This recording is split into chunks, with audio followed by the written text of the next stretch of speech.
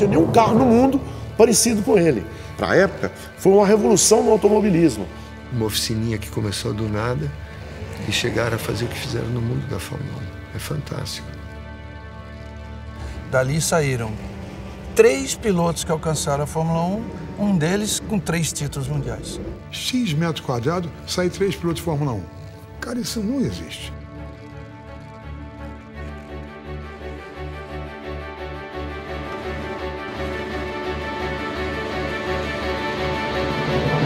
Era uma Brasília criança, era uma Brasília nova, era uma Brasília onde todos estavam interessados em fazer alguma coisa de bom. Você pode ir a qualquer cidade, existiam os pegas. Roberto Carlos fala nisso. Na Rua Augusta, 120 por hora e tal. Mas Brasília era diferente, porque Brasília era totalmente possuída por nós, jovens. Quem podia imaginar o desdobramento de toda essa história? Ia ser tão importante para cada um de nós, né? Quem podia imaginar?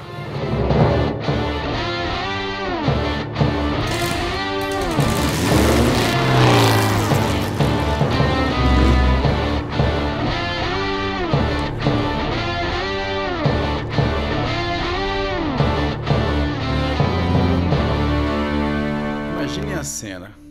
4 garotos resolvem construir um carro de corrida no fundo de quintal para competir em uma das provas mais importantes do automobilismo brasileiro.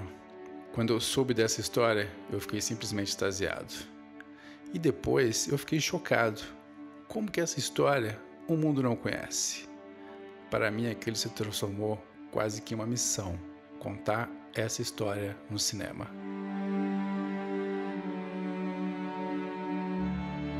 O símbolo daquela paixão por um esporte que quando você começa desde criança, desde um jovem, e que às vezes um jovem tem um sonho em qualquer esporte.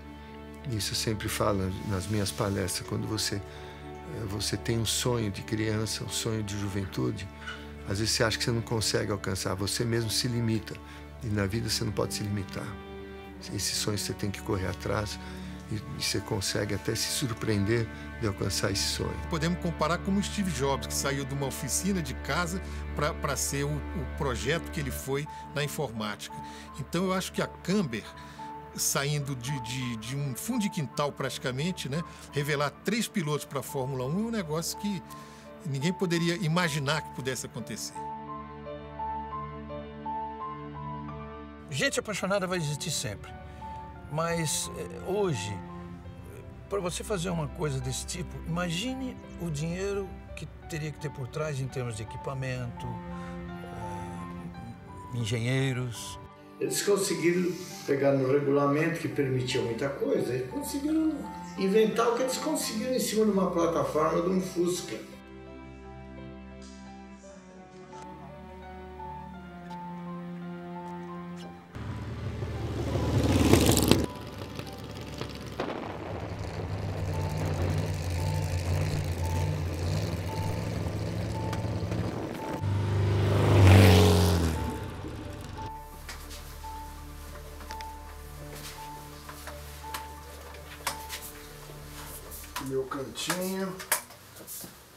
Meu cantinho de trabalho, de reflexão, de leitura. Aqui minhas coisas, meus livros, minhas lembranças. Tem ali um churrasco do Nelson, quando o Nelson foi tricampeão mundial. No meio, em frente ao Supremo também, uma foto logo após a corrida. Vim para Brasília com meus pais em 62. E tão logo a 305 ficou pronta, nós mudamos para 305. Fomos para 305, não havia nem asfalto, nem calçada, nem grama. Eram os prédios na terra. Foi quando eu conheci Alex. Eu descobri que o grande problema da minha família eram os carros. Meu pai não entendia nada, era o pior motorista do mundo e era um zero à esquerda em termos de entender de mecânica. E volta e meia, os carros pifavam, a gente ficava a pé no meio de nada. Até por uma necessidade de afirmação perante a família, eu comecei a desenvolver assim, o conhecimento do automóvel. Eu vim de São Paulo, então Brasília para mim era tudo muito aberto, muito muito livre, né? Eu andava de bicicleta para todo lugar, ia para o colégio a pé, então não tinha... Porque a 34 hoje é onde o Jean morou. Pronto. Olha, tudo organizado. 66 já foi negócio de Camber, a gente começou a mexer com a oficina. E qual era a periodicidade? Você escrevia de quanto tempo? 2, 3 vezes por semana. 2, 3 vezes por semana? É. Então, eu falava de tudo. Falava tanto das corridas, como das fábricas. O que tivesse de assunto eu ia, ó, quando tinha alguma corrida importante. O nosso sonho, além da mecânica, sempre foi correr de automóvel. A gente começou consertando o carro, mas um dia a gente sabia que ia correr de automóvel. Só tinha um problema para correr de automóvel. A gente não tinha nem o carro, nem dinheiro. Não tinha um carro e não tinham dinheiro. Mas o solo era fértil.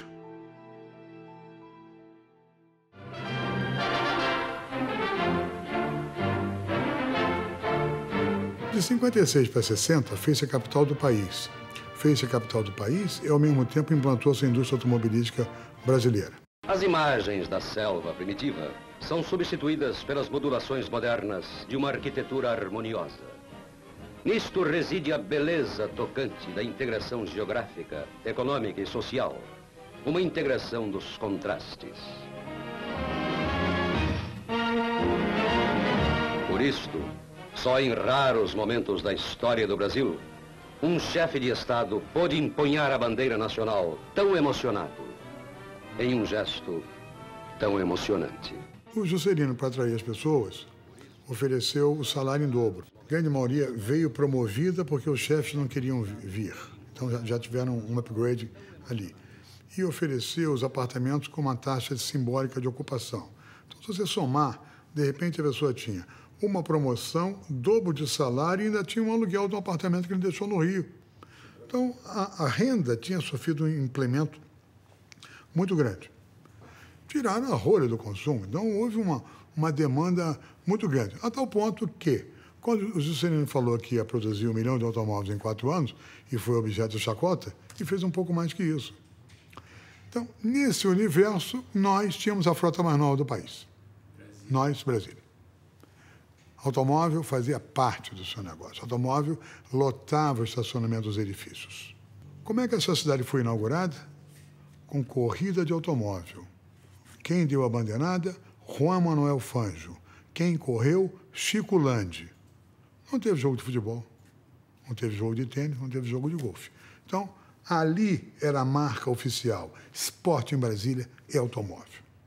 Entre a instalação da indústria automobilística e nós temos o primeiro campeão mundial de Fórmula 1, passaram-se 16 anos. Ninguém fez isso, país algum fez isso.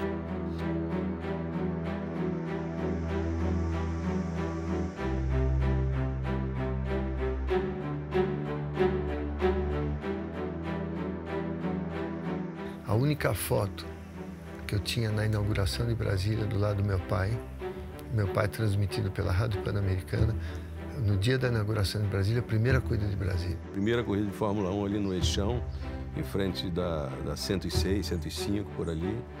E assisti quase tudo de corrida de lá para cá. Foi uma corrida que vieram carros italianos, fantásticos. Eu fiquei tão fissurado por aquilo. Quando eu crescer, eu vou ser piloto. E a população tomou gosto. E o futebol aqui não tinha vez, porque não existia campo de futebol, quando muito nos clubes.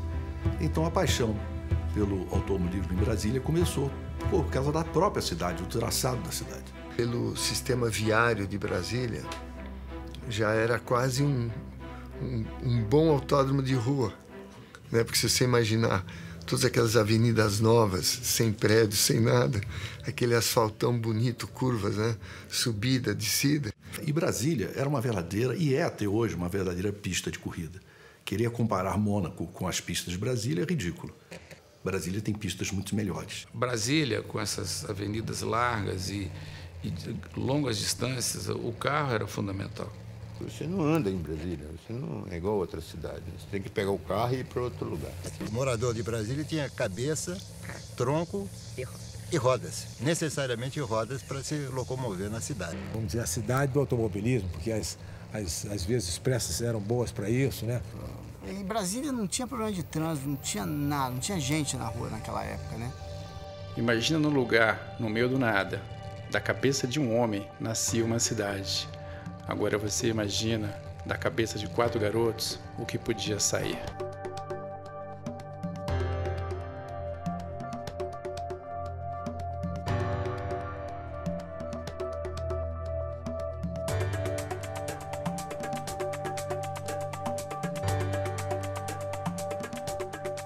Impressionado.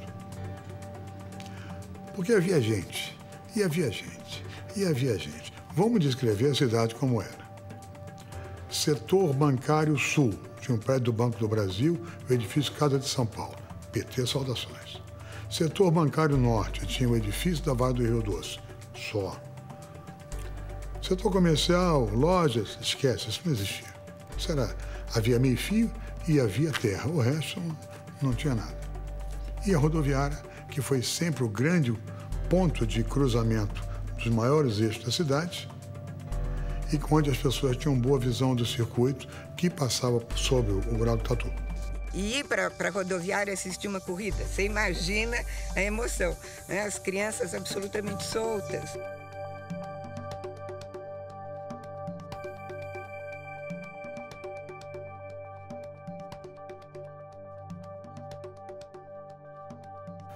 Mil pessoas num evento em 1962, se você for comparar hoje, é 1 milhão.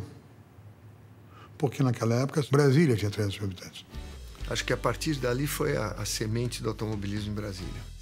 63, 64, 65, e começou realmente essa nova fase das pessoas que gostavam de automobilismo a praticar o automobilismo de grande velocidade em Brasília. O incentivo das corridas, que chegamos até 8 corridas por ano, a juventude daqui local foi tomando gosto cada vez mais. Brasília, né? Uma cidade pequena, todo mundo estudando praticamente nas mesmas escolas, com a mesma vocação.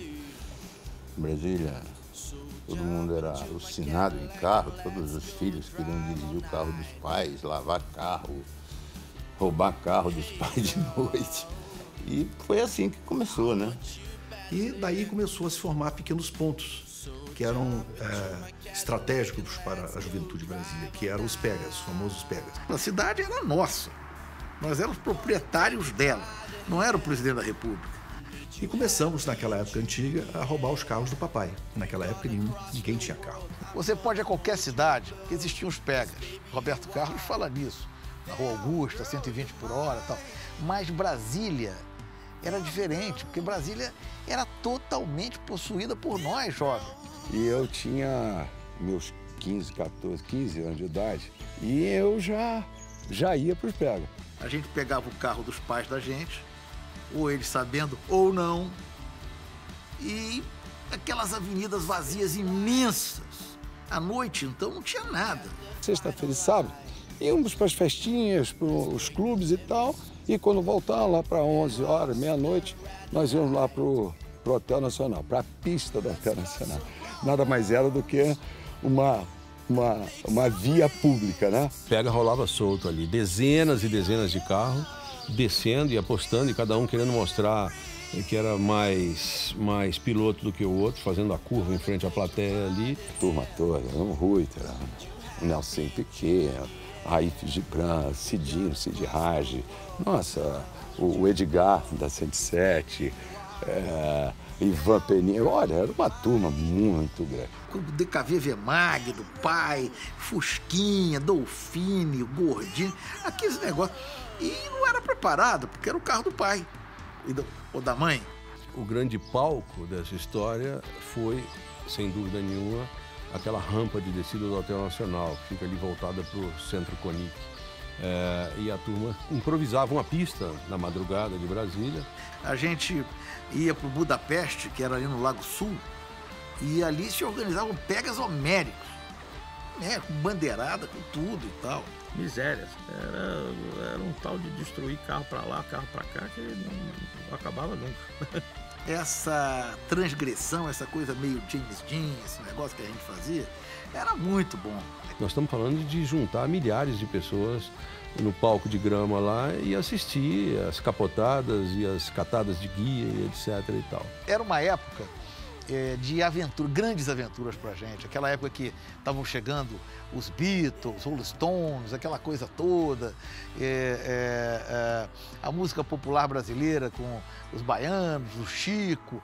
E isso tudo dava essa certa magia que a gente tinha no negócio das corridas e dos pegas e tal. Era um, era dois, era 100, era o mundo chegando e ninguém soubesse que eu sou violento, que fizesse uma coisa. Era um, era dois, era 100, vieram pra me perguntar, você onde vai, onde vem, diga logo o que tem pra contar. Mas era uma delícia, até chegar o camburão da PM, com o famoso capitão La Torraca. Fugir da polícia era frequente. Então botava pega toda hora ali no Hotel Nacional, aí chegava a polícia. Aí era uma debandada geral, né?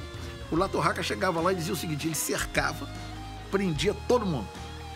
E dizia o seguinte, alinha, eu vou alinhar também.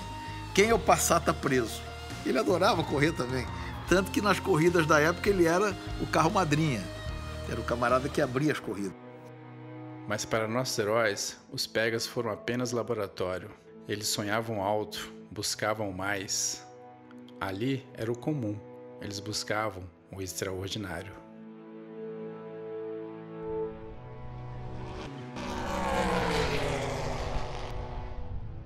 O governo federal como patrocinador de corrida. Então tinha corrida do dia do Exército, corrida do dia da Aeronáutica, corrida do Santos de Monte, e um diabo de corrida patrocinado pelas Forças Armadas. Então você recebia aqui a fina flor, as equipes de fábrica. O Brasil naquela época tinha uma equipe informal da Fábrica Nacional de Motores com automóveis FNM e JK. A Cinca com equipe bem montada, grande desenvolvimento de tecnologia. A Viamag, mesmo caso, pouco dinheiro, muita aplicação técnica. Teucar DKD Vemag, líder absoluto das pistas brasileiras, 50 HP. Mais arranque, mais velocidade, mais potência. Teucar DKD Vemag, a qualidade justifica a fama. E a Willis, que era a equipe dos príncipes, uma verba fantástica, tudo de primeira qualidade, nada era negado, desde que ganhasse corrida e os caras ganhavam. Isso vinha para 1000 quilômetros.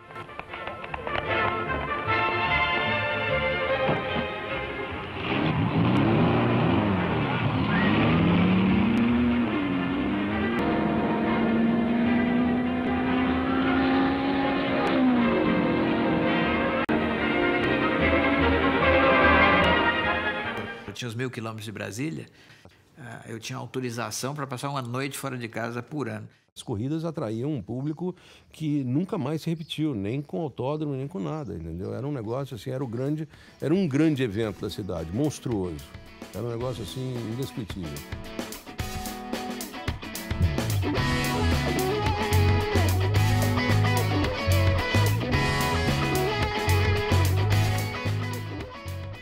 As pessoas vinham aqui, então você tinha aquele convívio, aqueles caras que vocês só via por revista, por jornal e por comentário, estavam aqui na cidade. E o automobilismo de rua chama muitas pessoas. O automobilismo de autódromos distancia. Você está longe, numa arquibancada, cheia de cercas.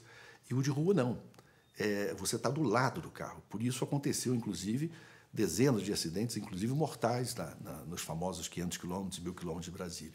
A gente se reunia no bar da 507, um Mocambo, e os caras paravam ali, estacionavam em frente, desciam.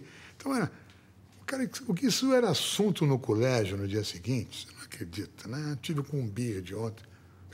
Ficou maluco, o Bird só está na Auto Esporte, na 4 rodas, mas estava dando sopa. Estava comendo uma pizza no Mocambo ontem. Pizza era mentira, mas o Bird desceu lá para tomar café. Todo mundo, eu também era muito novo, isso também todo mundo, era molecada, né? Molecada apaixonada por automobilismo. E só de falar assim a gente já sentia, né? O amor, a paixão que tinha. Vinham gente de fora correr aqui. Quem primeiro chegou a 200 quilômetros, que era um comentário todo, foi o Fit Porsche descendo a descida da esplanada dos ministérios para fazer a curva debaixo o curvão debaixo da rodoviária.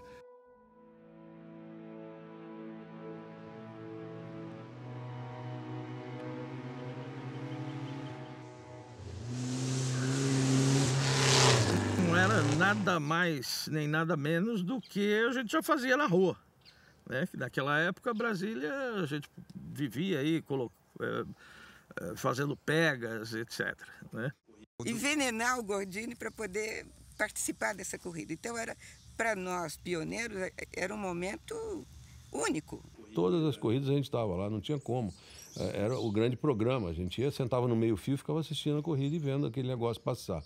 Entendeu? Era muito bom, era muito divertido e a gente nunca perdia uma corrida dessa. Então a expectativa era muito grande, a madrugada era muito grande. Então se juntava muita gente na rodoviária. Era uma emoção, uma adrenalina fantástica, não só para quem assistia, como para quem corria. E uma corrida dessa movimentava a capital inteira. Eu lembro que era um projeto, era um destino correr em Brasília nos 1.000 quilômetros. Era assim um prestígio ganhar 1.000 quilômetros de Brasília.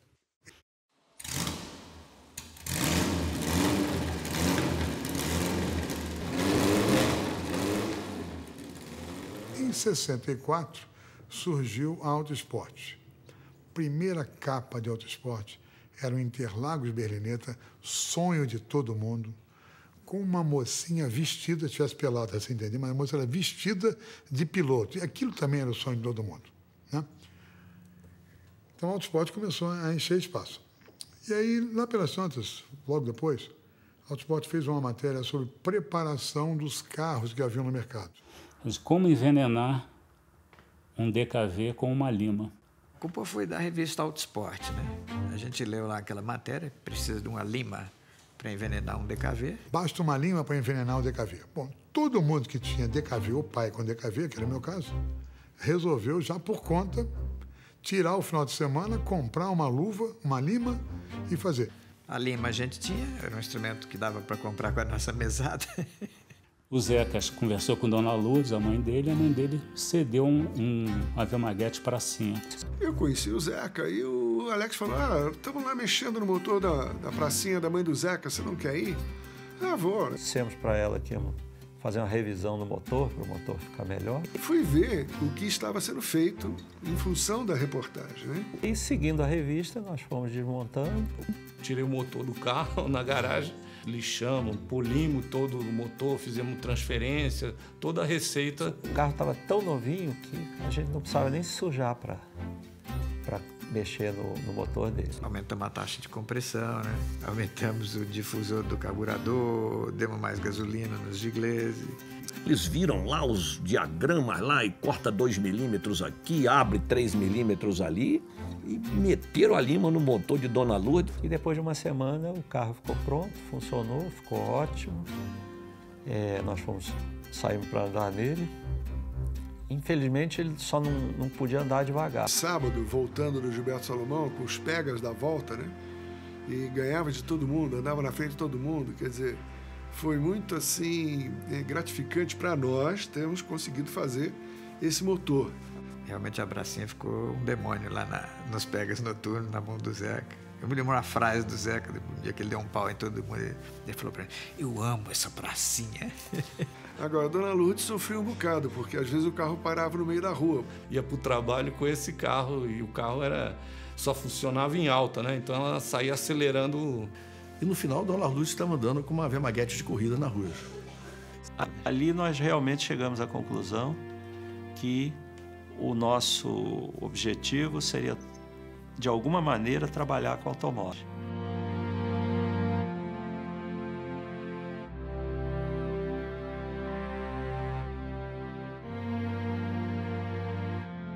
Em função disso, é que começamos a pensar em mexer com carros dos pais, né? E, de repente, começou um movimento de preparação, de envolvimento, desenvolvimento de pequenas competições entre as pessoas, entre as oficinas. A gente não tinha ferramenta nenhuma, tinha algumas chaves e mal dava para desmontar alguma coisa. Uma tarde eu fui à casa do Zeca e os peguei fazendo uns cavaletes de madeira, né? Estavam serrando os... O Eladio falou, pô, meu pai tinha uma oficina lá em São Paulo, tinha uns cavaletes de aço, com regulagem de altura, profissional o negócio. Só que essa oficina estava desativada, porque o negócio não deu certo e as ferramentas estavam guardadas. E conversei com meu pai, ele prontamente, a ferramenta é de vocês. E aí nós fomos buscar, eu, o Eládio, o Jean, nessa viagem. O único que tinha carteira era o Alex. Veio para São Paulo, na rural da mãe do Zeca, os 4. Era um garoto que, como eu, amava os Beatles e os Rolling Stones. Girava o mundo sempre a cantar as coisas lindas da música. Não era belo, mas mesmo assim havia 1000 garotas assim. Cantava Help and Ticket to Ride. Chegando em São Paulo, buscamos as ferramentas. Realmente a gente pensava que eram os cavaletes. Chegamos lá, era uma oficina inteira. E tinha tudo nessa oficina fechada. Cavalete, tinha um macaco jacaré, aquele que é grandão assim, que abre uma boca. Tinha ferramentas de precisão como micrômetros, paquímetros, goniômetro, as ferramentas de medir camber e caster, alinhamento de suspensão, tudo isso. Nós ficamos assim maravilhados e botamos tudo dentro da rural e trouxemos. Carregamos a rural até, viemos por cima das ferramentas, porque não tinha mais banco para colocar. E aí, na viagem de volta, a gente vinha filosofando. O assunto era só como que se chamaria essa nossa oficina. Nós estamos aqui dentro desse carro, a chance da nossa vida. Com essas ferramentas, a gente pode montar uma oficina de verdade. E a chance não passa 2 vezes, então nós vamos ter que levar isso a sério. Então, dali surgiu a ideia de achar um nome de alguma coisa que relacionasse com o carro. A gente gostava muito de um nome chamado Torque, na oficina que tinha em São Paulo. A gente queria um nome técnico parecido assim. E aí surgiu o camber. Podia ser caster, podia ser alinhamento, podia ser um monte de pistão, sei lá, né? Então nós achamos uma palavra que fosse relacionado com o carro. Camber são os ângulos das rodas dianteiras de qualquer automóvel. Chama-se camber, que é a cambagem negativa ou positiva. O grande lance da época, que a gente rebaixava os carros ficavam com as rodas abertas, né? Esse é um termo bem técnico, então vai ser camber. E aí já chegamos aqui com a oficina pronta, com nome e com ferramental. Porque a gente queria isso. E, de repente, a chance caiu no nosso colo. Então, a gente agarrou isso com muita vontade. E aí chegou a rural de Dona Lourdes lotada de ferramenta. E o grande problema era onde começar a câmbio. Aí Dona Lourdes, se não me engano, sugeriu que nós fizéssemos um barracão na área de serviço, descoberta da casa dela. E aí fizemos lá na casa da minha mãe essa oficina. Nós pegamos um canto e aí conseguimos as telhas doadas, acho que foi uma amiga da mãe do Jean, e eu me lembro que o Zeca, de repente, começou a quebrar o chão para fazer o buraco para as estacas, né? E quando o Zeca começou a fazer muito barulho, construir alguma coisa dentro de casa, a gente vivia um na casa do outro, um entrando na casa de um, na casa de outro, e acabou que eu vi que eles estavam fazendo uma coisa nova, era uma construção de um barraquinho dentro de uma área de serviço. Dali, parece que eu gostei do negócio. Eu segurava uma madeira aqui, pintava um negócio ali. Tudo começou aqui, nessa casa da 706, era a casa da minha mãe. É como se estivesse abrindo um presente de Natal que tivesse 30 milhões de peças ali dentro da rural, né? E aí já pendurava, já pregava lá na parede. E aí as ferramentas todas couberam dentro desse barracão. E aqui era a garagem onde a gente trabalhou muito. Os carros ficavam lá fora esperando e a gente colocava os carros no cavalete. E ali era a oficina. Aonde era a oficina? Nessa portinha aqui, onde nós guardávamos as ferramentas. Quando veio na primeira viagem da rural, as ferramentas já ficaram aí. Mas o Alex, o Zeca, o Jean e o Eládio, eu acho que eles foram o início de tudo. De uma geração, porque tinha uma geração mais velha, né? Que eram os pilotos Enio Garcia, um pessoal mais adulto, né? Jorge Papas, Valdir Lomazzi. Mas esse é que a gente falava da outra turma, né? A turma mais velha, né? Ali era a turma mais garotada, né? A partir daí, no dia seguinte, já estavam trabalhando. Uma oficina para arrumar os carros dos pais. Nós atendíamos os carros dos amigos, aí começou... E pensando, obviamente, em um dia preparar um carro para correr. Ali nasceu a primeira semente da futura Camber. Embora ninguém tivesse capital, todo mundo tinha muita vontade. E daí foi um passo para evoluir e chegar onde a gente chegou. Quando as ferramentas vieram, a gente não tinha não sabia como mexer com aquilo. Tivemos que aprender a mexer com mecânica seriamente. Comecei a desenvolver assim, o conhecimento do automóvel. Então eu entrava em tudo que é oficina, perguntava tudo, até os mecânicos falavam, sai daqui, moleque, para de fazer perguntas. Os meninos da Camber, eles vieram aqui solicitando um treinamento na época, isso em mais ou menos 1965. Aí eu cedi o treinamento para eles.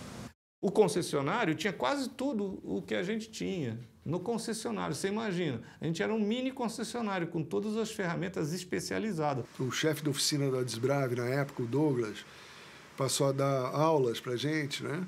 De como fechar um motor, como fazer um câmbio, enfim.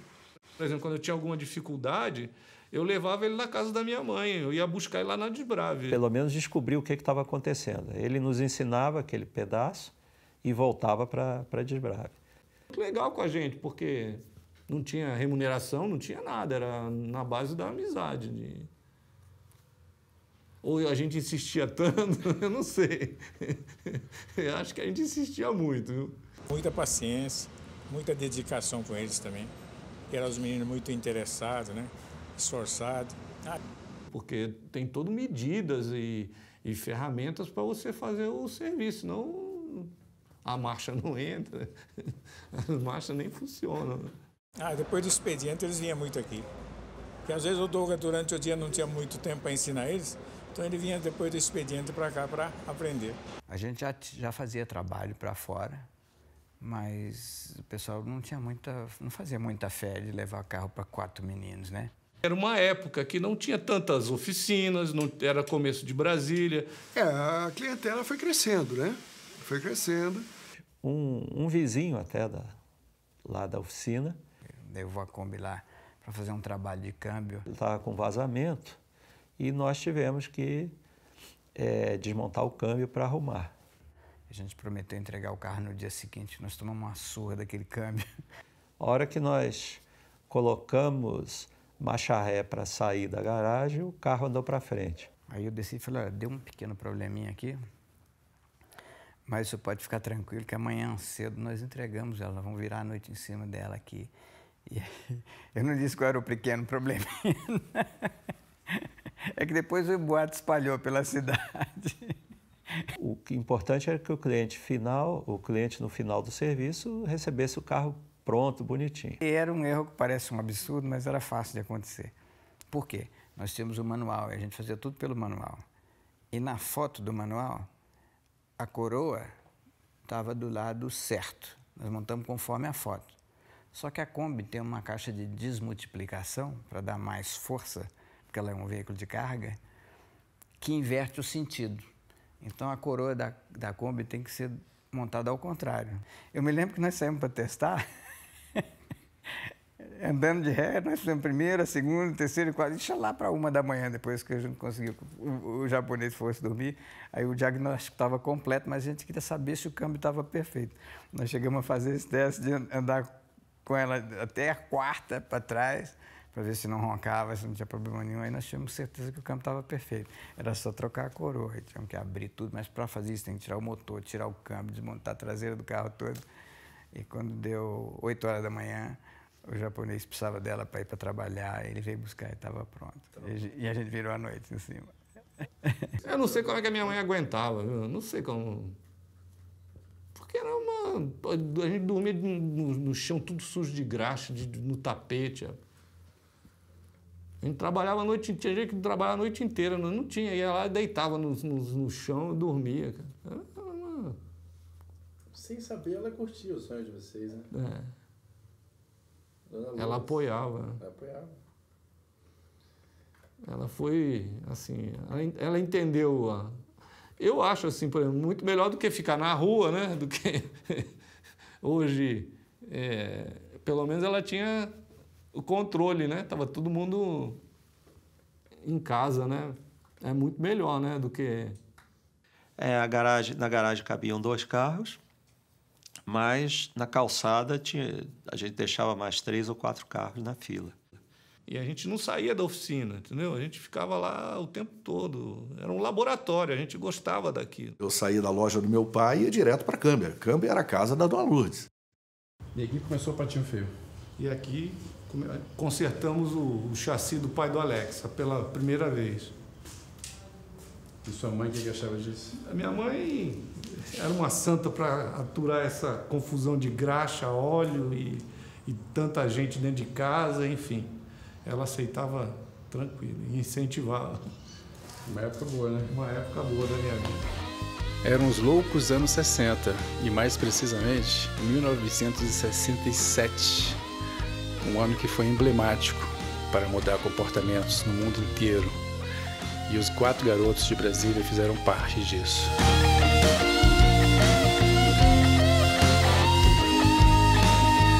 O nosso sonho, além da mecânica, sempre foi correr de automóvel. Só tinha um problema para correr de automóvel. Ele não tinha nem o carro, nem dinheiro. E depois a gente ficou pensando, pô, se a gente tivesse um carro só da gente, era muito mais legal. Houve um acidente do pai do Alex, o carro que ele estava deu perda total. E aí um dia surgiu a ideia de pedir para o meu pai o Fusca, que nós estávamos lá já fuçando nele, garimpando, não sei o quê, ele me deu. Eu prometi a ele que eu ia fazer um carro de rua, e era mesmo a minha intenção. Embora não tivesse sobrado nada do carro, pelo menos o motor, alguma coisa ainda estava para ser recuperada. Reconstruir o Fusca para ir para a escola, né? Para ser um carro de passeio normal. Então nós começamos primeiro a desmontar, né? Tirar a carroceria estragada de cima do chassi, tirar a parte mecânica toda. Levamos a parte mecânica para a oficina na casa da Dona Lourdes. Aí eu tive que cortar o chassi na marreta e na talhadeira. Eu levei um mês cortando era aço, então, pim, dava um trabalho desgraçado. Depois eu consegui convencer o cara que tinha o aparelho de solda a alinhar e soldar o chassi para mim. Como eu não tinha dinheiro, eu dei para ele uma mesa e 4 cadeiras. Consertamos o chassi, era carburação de um, roda de outro, cada um emprestou, os amigos emprestavam, cada um emprestava uma coisa. Aí nós viramos as rodas ao contrário, porque com isso a gente ganhou uma bitola enorme, principalmente na traseira.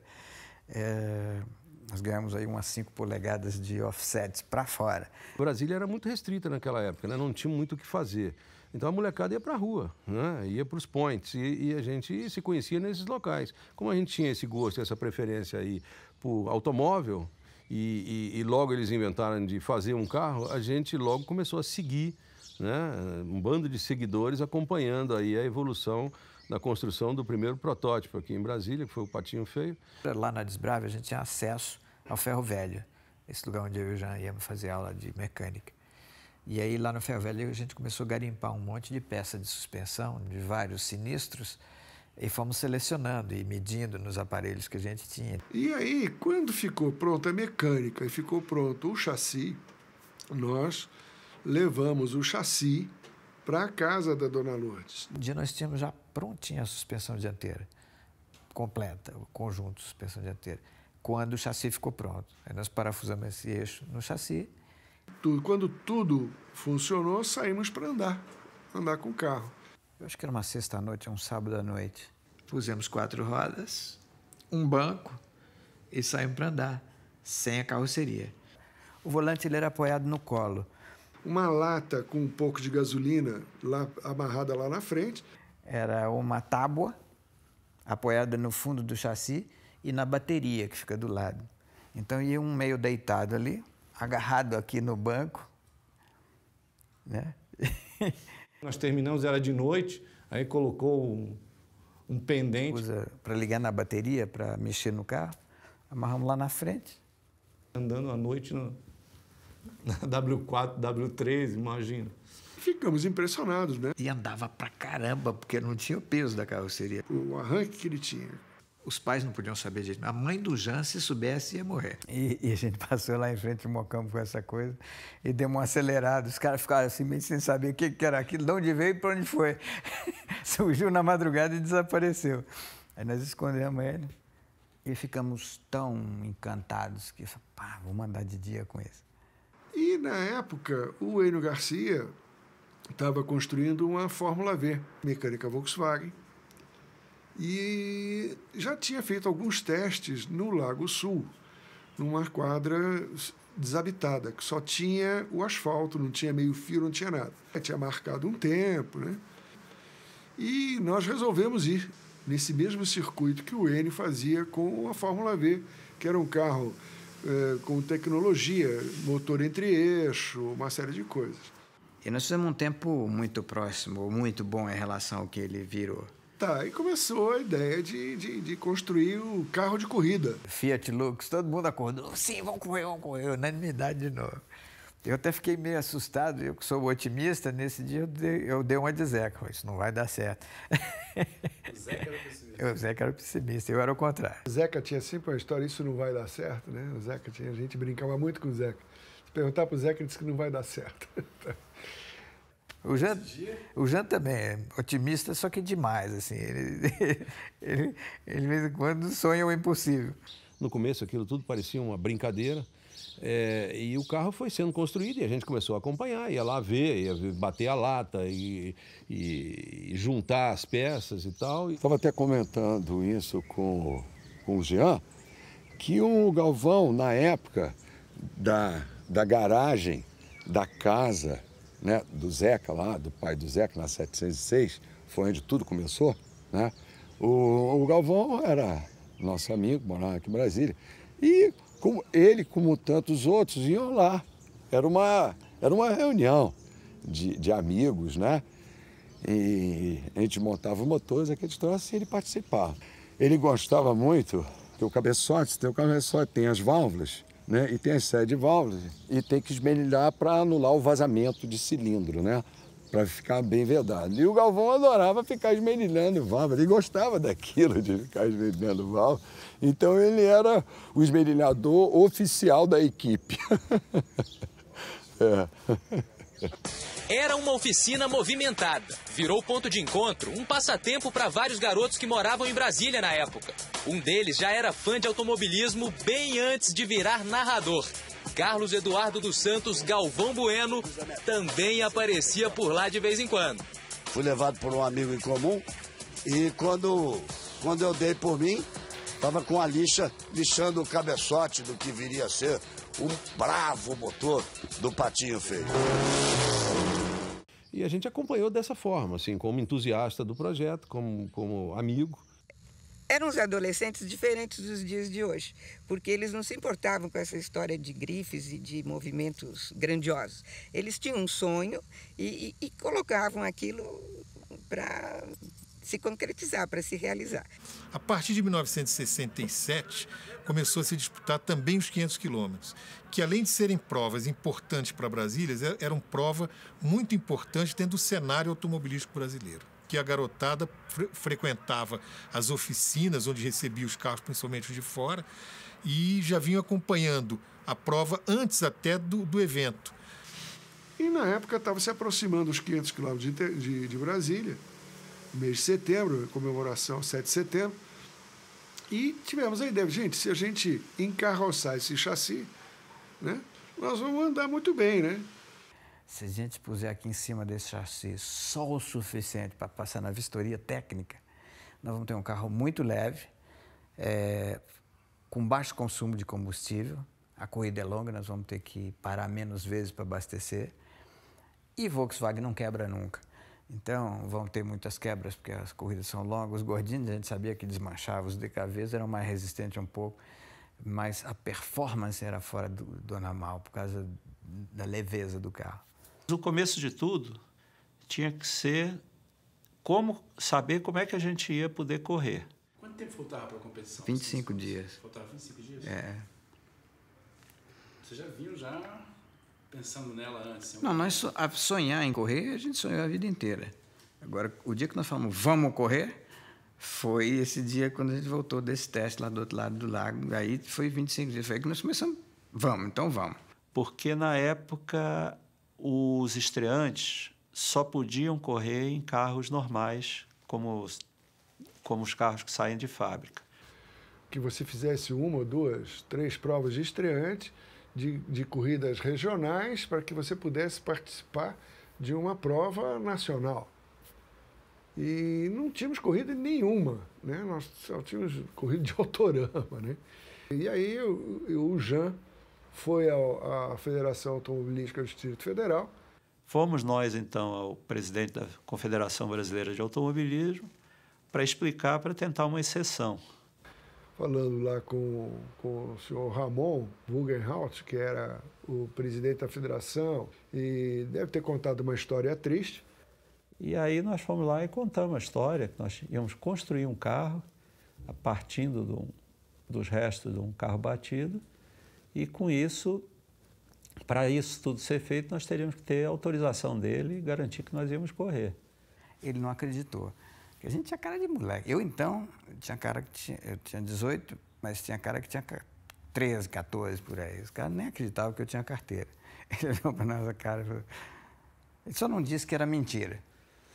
Ele, a princípio, não aceitou, mas quando ele percebeu que era uma coisa impossível que a gente queria, já tinha 1 hora de conversa, ele, para se ver livre da gente, falou, não, então tá, pode ir, o dia que estiver pronto, vocês apareçam aqui.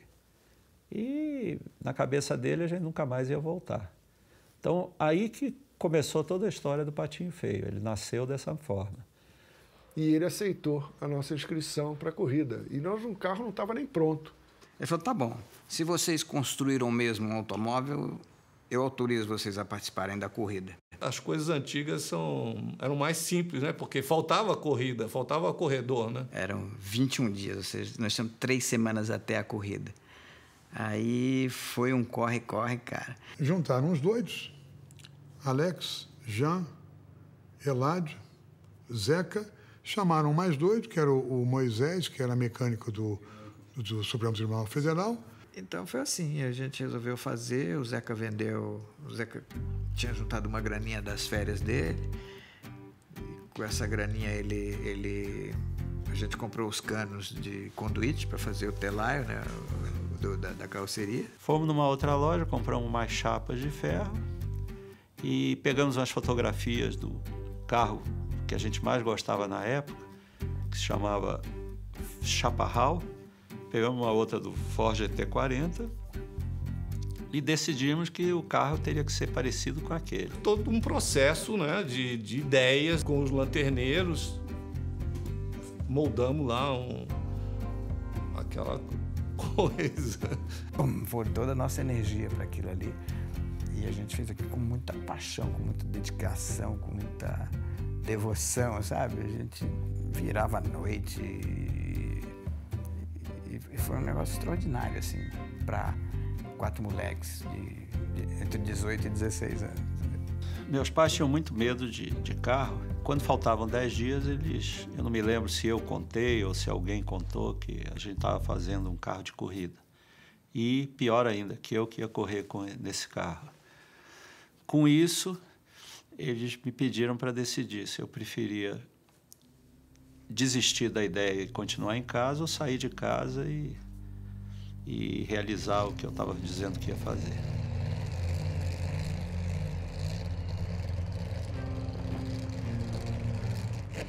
A partir daí fiquei morando lá na casa da mãe do Zeca. Ia em casa de vez em quando, nos horários que eu sabia que não tinha ninguém, para buscar roupa. E assim foi até o dia da corrida. Um amigo me disse, olha, estão construindo um protótipo para participar dos 500 quilômetros. E lá na Asa Norte, lá você quer ver e tal? E eu fui lá. Fiquei espantado, porque o primeiro choque realmente foi com o que eles chamavam de oficina, que parecia um galinheiro. E tinha lá aquele amontoado de coisas, de peças, e tubos retorcidos e remendos. Eu olhei, a primeira figura que veio na minha imagem foi Frankenstein. Eu falei, isso não é... Esse é um projeto Frankenstein. E fiquei... parecia realmente... Eu saí de lá e disse para esse meu amigo, falei, essa é uma cadeira elétrica. E fiquei preocupado por eles, porque eles se propuseram a fazer aquele carro e estrearam uma corrida que era válida pelo Campeonato Brasileiro. E a corrida do Campeonato Brasileiro participavam as principais equipes e principais pilotos do Brasil todo, principalmente o eixo Rio e São Paulo, que na época lideravam o Campeonato Brasileiro. E os meninos, com o carro, se é que podia chamar de carro, com aquilo ali, para participar de uma corrida dessa, e corrida longa, de 500 quilômetros, não era uma corridinha de 3 horas, 2 horas. Minha preocupação reduziu porque eu falei, eles vão quebrar logo. E isso limita o risco, né? Não foi o que aconteceu. E o Moisés dobrou eletroduto no joelho. Arrebitou, soldou, bateu umas latas por fora e chamou aquilo de carro. Quer dizer, se você for à luz da engenharia analisar aquilo, era uma fórmula fantástica, porque ele praticava um negócio chamado aproveitamento da relação peso-potência. O carro era muito leve, então ele andava muito bem. Ao invés de ter potência, ele não tinha peso, então você compensa uma coisa com a outra, né? Foi aí que nós construímos esse carro ultra leve em cima do chassi do Fusca. Até na noite anterior a gente estava fuçando. Aí o Zeca e o Lade falaram, vão dormir vocês dois, que nós viramos aqui à noite para terminar o que falta. Resultado, ele ficou pronto um dia antes da corrida. Levamos o carro até o presidente da confederação, que levou até um susto. Nós levamos o carro na federação, né? E foi aquele espanto, né? Por que isso? Por que aquilo, né? E a gente explicando. Tinha que ter porta, tinha que ter para-brisa, né? Limpador de para-brisa, quer dizer, até tudo isso o carro tinha, né? Faróis, 4 faróis, luz de freio. E o para-brisa parece que era de... Era um para-brisa de acrílico, de uma lancha velha que a gente achou lá no iate, né? Nós fomos procurar e encontramos um para-brisa de lancha velha e que tinha mais ou menos o mesmo comprimento, altura nem tanto, mas a curvatura tinha como fazer a curvatura, né? Para colocar. É uma paleta de limpador de para-brisa cortada, pequena, motorzinho, tudo, mas funcionava. Tinha que funcionar para poder passar no teste, né? E aí ele não podia voltar atrás na palavra dele e teve que nos autorizar a correr. A estreia é sempre emocionante. Primeiro que a gente éramos tratados pelos outros pilotos, né, pelos meninos, o carro dos meninos, né? A gente de vez em quando escutava as conversas, ou no Mocambo, que era um barzinho que os pilotos se encontravam, ou no circuito da feira, ali se encontravam de noite para os peguinhas noturnos, escondidos da polícia e tal. Então eles diziam, será que o carro dos meninos vai ficar pronto e tal? Porque os meninos estão construindo o carro, que meninos são esses? Os garotos, né? Eram os garotos ainda. Nossos ídolos, né? Que eram Enio Garcia, André Gustavo, Paulo Guaraciaba, Jorge Papas e outros, né? Eram muito mais velhos que a gente, né? Então nós não tínhamos um envolvimento, né? Brasília era estigmatizada naquela época como uma cidade que não tinha opções. E foi ali, naquele ponto, naquela oficina, na Câmara, que aqueles 4 meninos... Neste momento, estamos quase no fim dessa história, o que me faz lembrar como eu vim parar aqui. Foi nessa festa comemorativa dos 30 anos da oficina Camber onde tudo começou. Na ocasião, eu realizava uma pesquisa sobre a vida do tricampeão mundial de Fórmula 1, Nelson Piquet, e havia a informação de que ele havia trabalhado nessa oficina. Mas quando 4 senhores totalmente desconhecidos para mim subiram ao palco e começaram a narrar suas histórias de como tudo se passou e como tudo aconteceu, aquilo cada vez mais ia chamando minha atenção.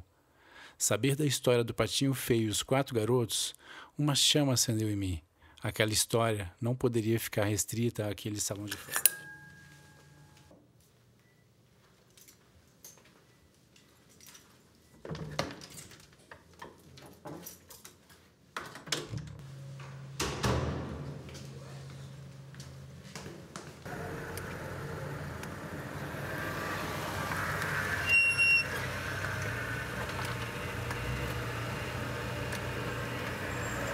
Zé. Vamos lá?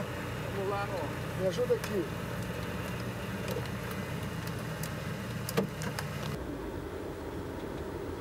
Essa aqui volta? Volta. Acabei de chegar em Brasília, mas já conheço. Já conhece.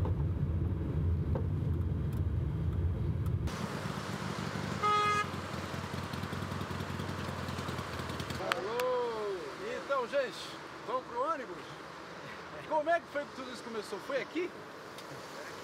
Levanta a bandeira quadriculada.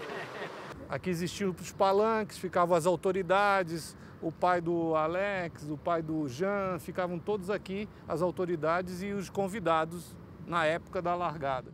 Quando chegamos com o carro, já foi um auê no box, porque todo mundo queria saber que carro era aquele, como é que era, o que ele fazia.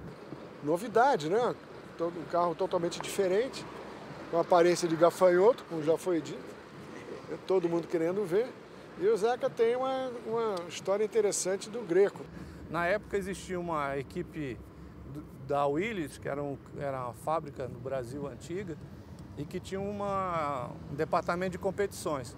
Existia o chefe de equipe, que era o Greco, que era o deus. Quando nós chegamos com o carro, ele foi lá olhar o carro, ver que era aquilo, né? E já ficou meio assustado com aquele carro todo esquisito, dando palpite, falou, será que esse carro quebra, esse carro é muito frágil, já botou um monte de defeito e saiu andando, aquele jeito dele, né, de reclamando das coisas. Então foi muito interessante, foi muito legal a chegada do protótipo no box.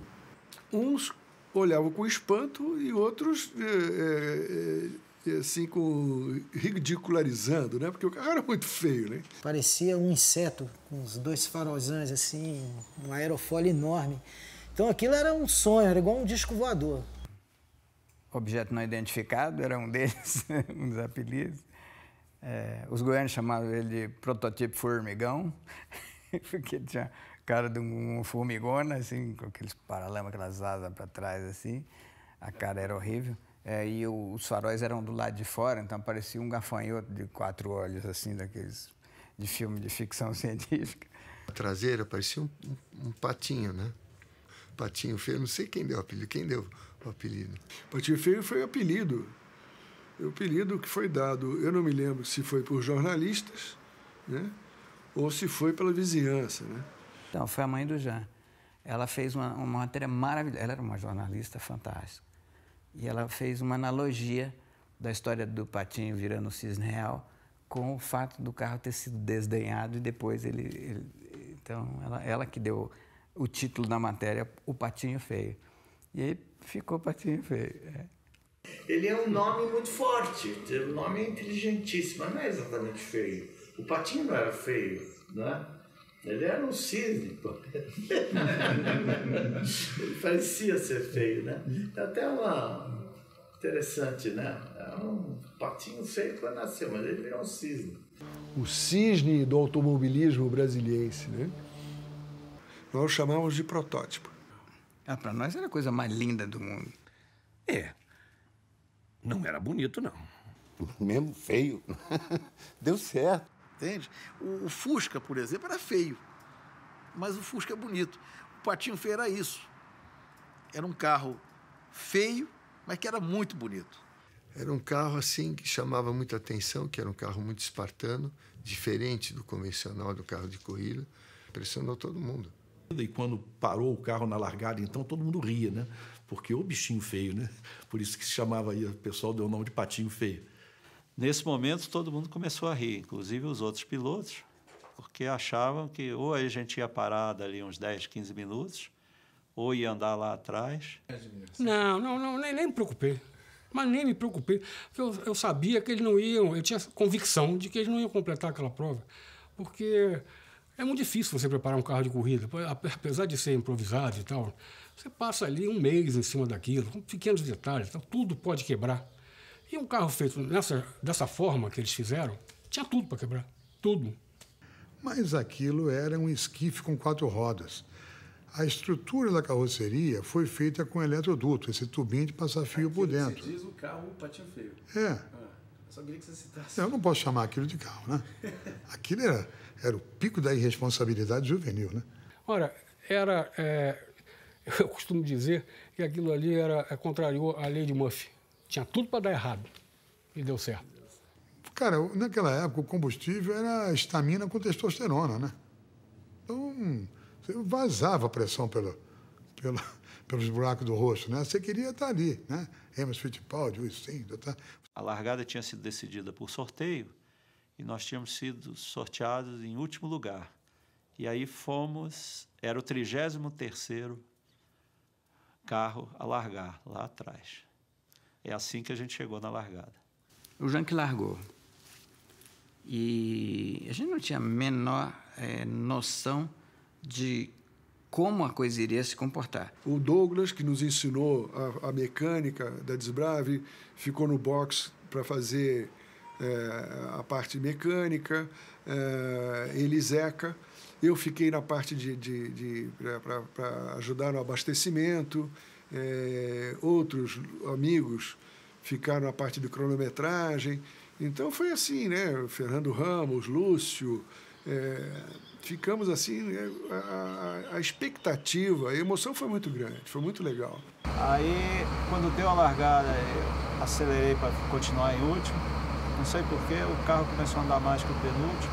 Aí eu passei mais um. Sei que no final da primeira volta tinha passado uns 10. Quando a gente viu que ele passou, nós começamos a pular. Torcendo lá que nem as macacas de auditório. E eu me lembro da cara de reprovação das outras pessoas que estavam no box. Os caras olharam, moleques, vocês estão doidos. Isso aqui é automobilismo, é coisa séria. E a gente lá, vibrando.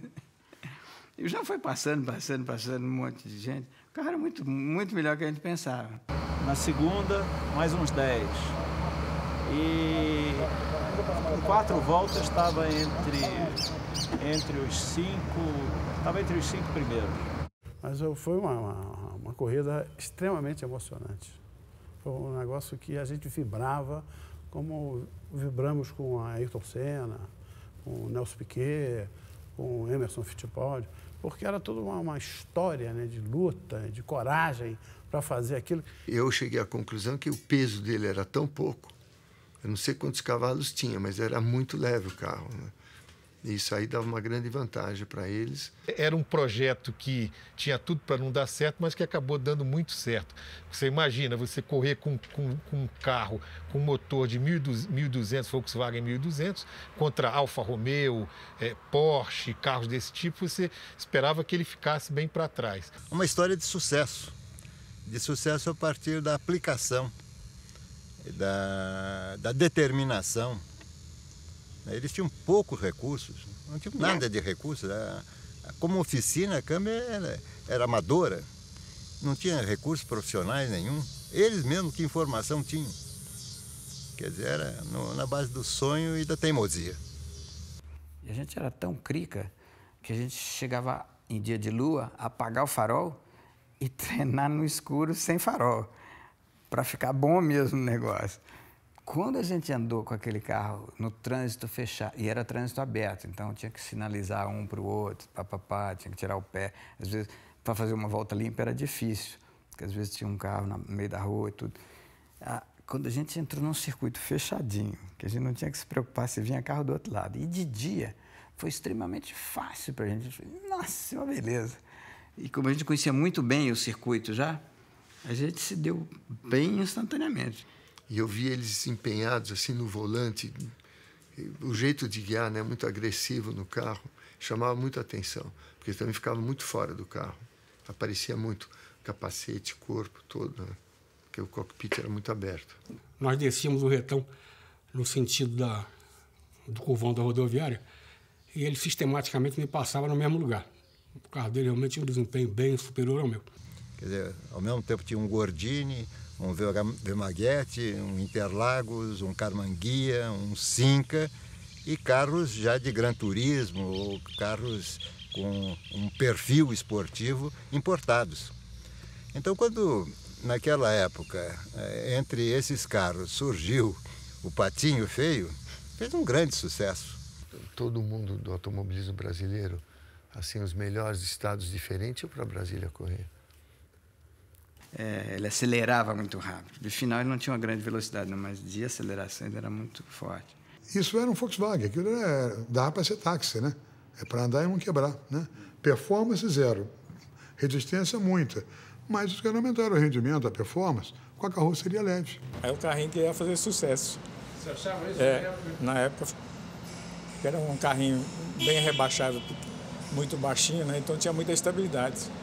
A gente torcia intensamente quando via o João Luiz colado num carro importado, vermelho, reluzente, de design, com um ronco respeitável, não é? E o patinho feio colado nele o tempo todo. Você tem ideia como fazia naquela época? Você acelerava com o pé esquerdo e freava com o direito e freava com o esquerdo. Se você fizesse esse movimento de tirar do acelerador e voltar lá, o giro caía, o motor não reagia, não tinha nada com isso. Então você tocava essa coisa, era por entusiasmo. Mas eles eram mais malucos do que bons, é isso? Não, eu acho que com essa idade não existe essa conta. Acho que todo mundo era mais entusiasmado do que o bom senso recomendava. Luiz Greco, que era o chefe da equipe Williams, toda poderosa, e que veio com, não me engano, 2 ou 3 Renault importados, que eram para ganhar a corrida. E a cada volta eu comecei a passar 2, 3.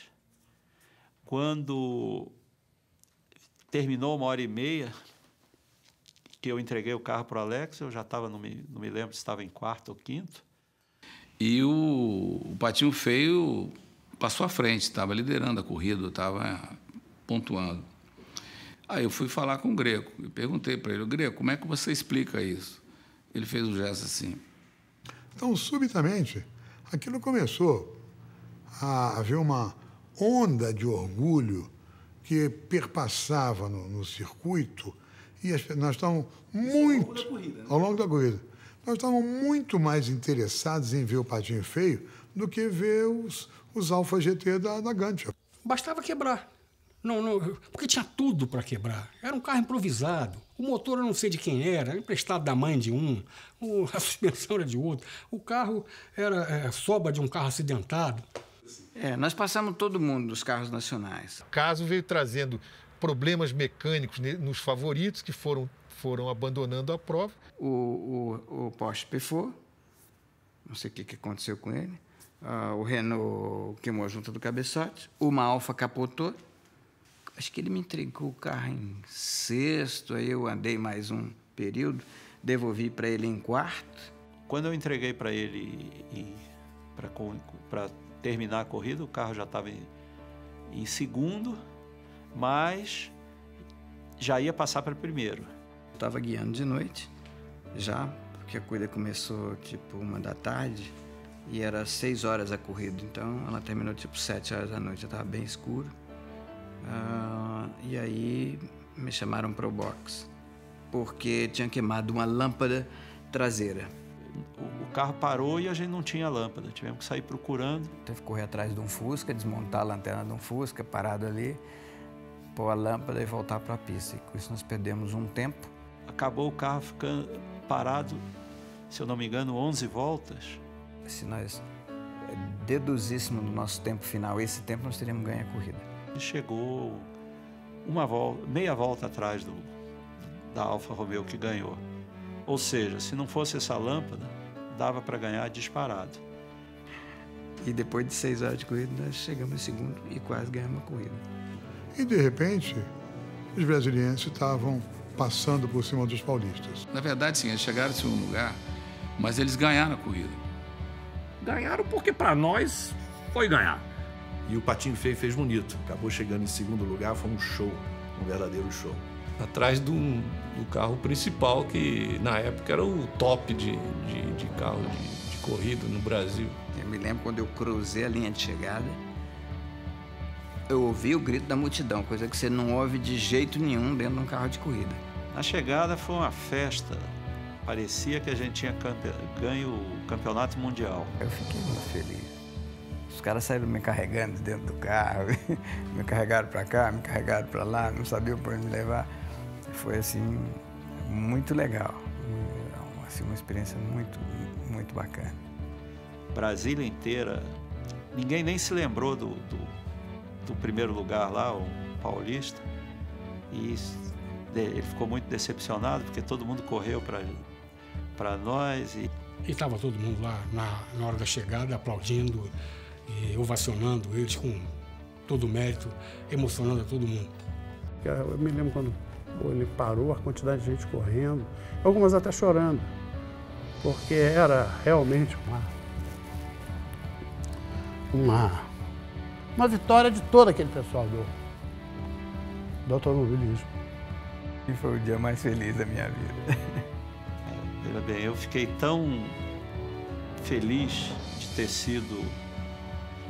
de ter participado dessa aventura, onde ninguém acreditava no que nós estávamos fazendo. Quer dizer, a gente parou, pensou, estudou, aprendeu e conseguiu realizar aquele sonho.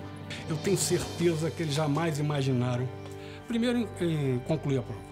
Segundo, em segundo colocado na classificação geral, competindo contra carros completamente superiores ao dele.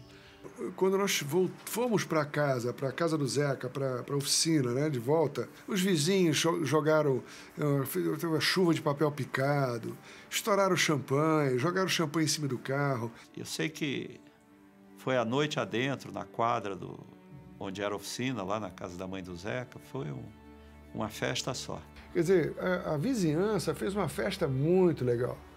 A vizinhança que participou, né? Porque eles participaram até pelo incômodo dos barulhos que a gente fazia, né? Os vizinhos eram incomodados, né, na época. E também por ser da quadra. Então, quer dizer, virou aquele como se fizessem parte da turma, né? Camber fez um carro de corrida, o protótipo, né? Era o Patinho Feio, e chegaram em segundo lugar na geral, um negócio assim. E aí saiu em tudo que é jornal, em tudo que é revista, né? E a gente, através daí, chegamos aqui.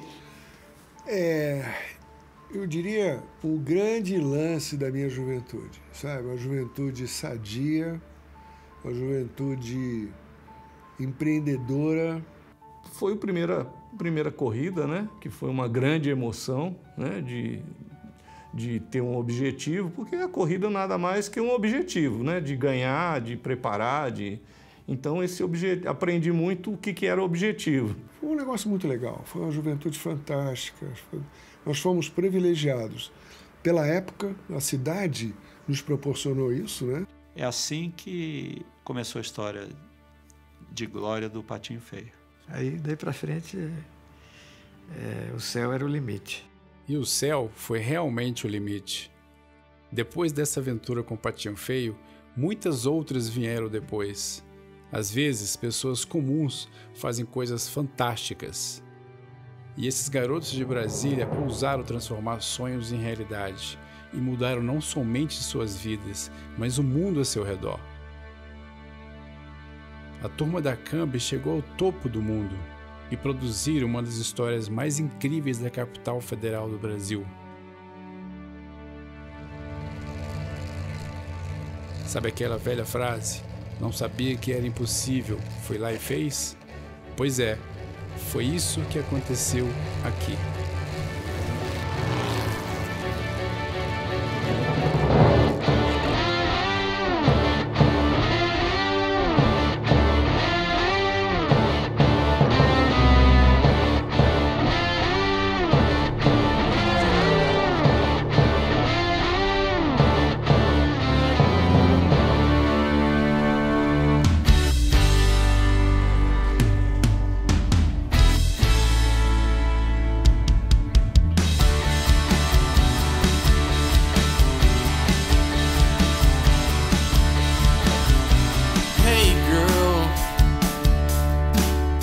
want you badly.